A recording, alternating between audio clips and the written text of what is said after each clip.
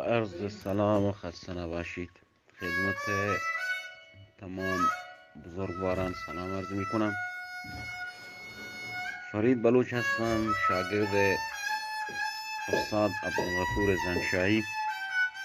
بنده حقیر 5 ساله که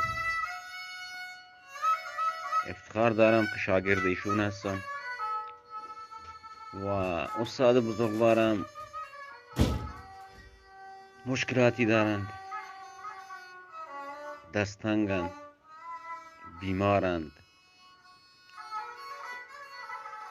و الان من به عنوان شاگرد استاد وظیفه خودم میدونم درد استادم رو به گوش هنرمندان برسونم. استادم هرگز خودش همچین صدایی نفرستاد که درخواست کمک بکنه. من اینو به عنوان شاگردش وظیفه خودم دونستم که در حق استادم یک کمک کوچکی به استادم کرده باشم. امیدوارم که تمام بزرگواران صحت و سلامت باشند و از خداوند برای همه آرزوی سلامتی میکنم و همه دوستان به الله میسپارم.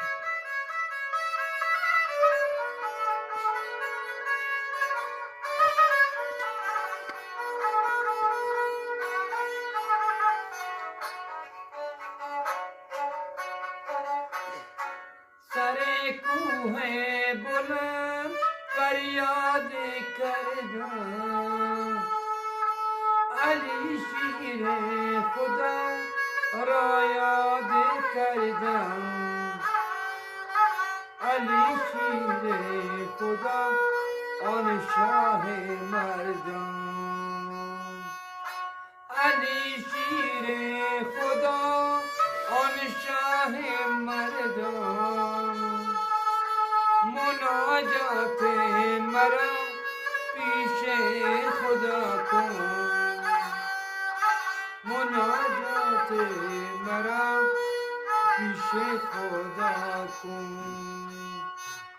یا که بریم به مزار مولا محمد جان، سیل گل لال